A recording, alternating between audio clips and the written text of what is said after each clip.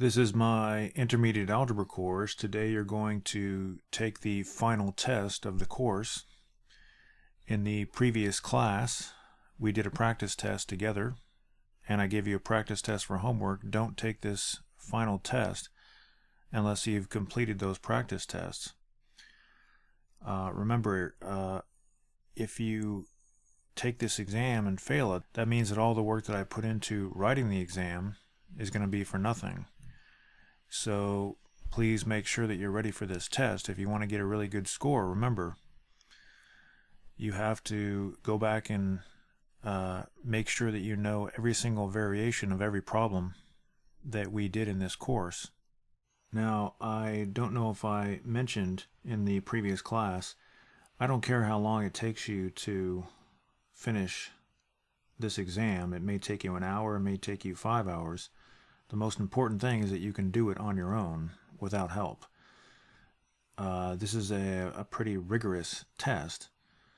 There's no real tricks. I'm not going to trick you, but there is a lot of work that you have to do.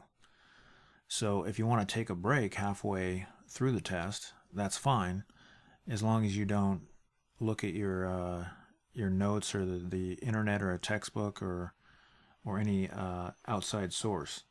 Also remember that this test is worth 200 points. So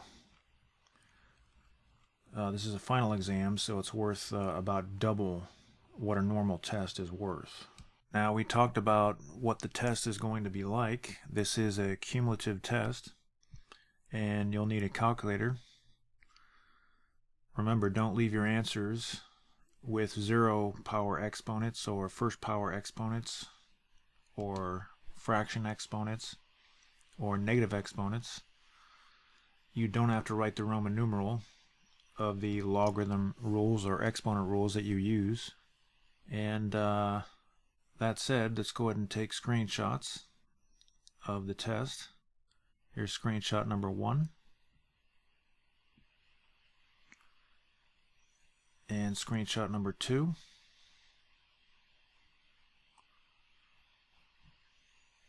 And number 3, and number 4,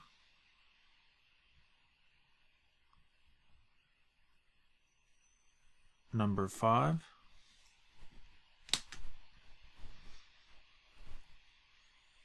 number 6,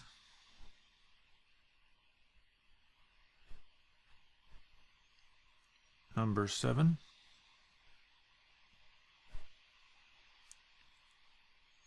number 8,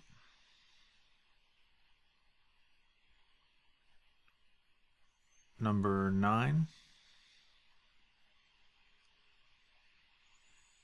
and number 10. So you should have nothing in front of you except a pencil and paper and a calculator, maybe a timer just to see how long it'll take you to finish the exam. And if you want, you can have your computer in front of you just so you can see the screenshots, but don't go on the internet.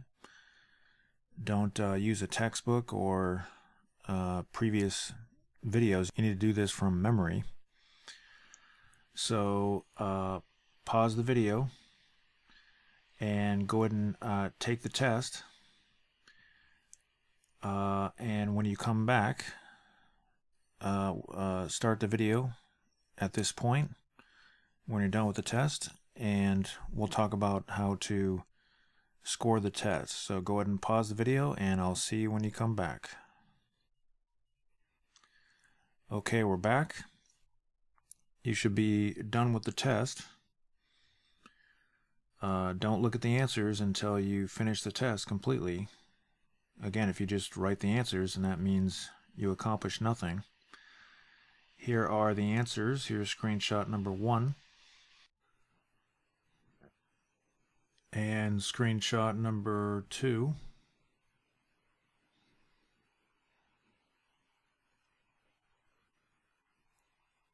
and number 3.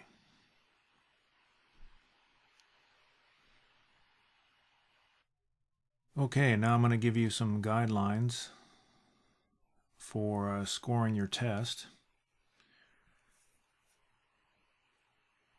As I mentioned, the test is worth 200 points. There's 25 problems, so each problem is worth 8 points. If a problem has 8 parts, then each part is worth 1 point. So I think there is one problem that's an 8-part problem. If a problem has 2 parts, then each part is worth 4 points. And I don't think that there's any problems that have 4 parts, although you might be able to divide the points up that way depending on the type of problem.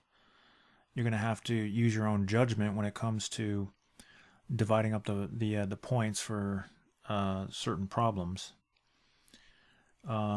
As usual, if a problem requires a lot of algebraic steps and you do most of the work correctly, then you can give yourself partial credit even if you got the wrong answer. Of course, you need to write a rectangle around your answers, but that doesn't apply to certain problems. Some of these problems require units, like dollars, for example. If you don't write units in your answer, your final answer, then subtract points. There are some problems where it doesn't tell you how to round, so you don't really need to worry about rounding for those problems properly, or at least in a particular way.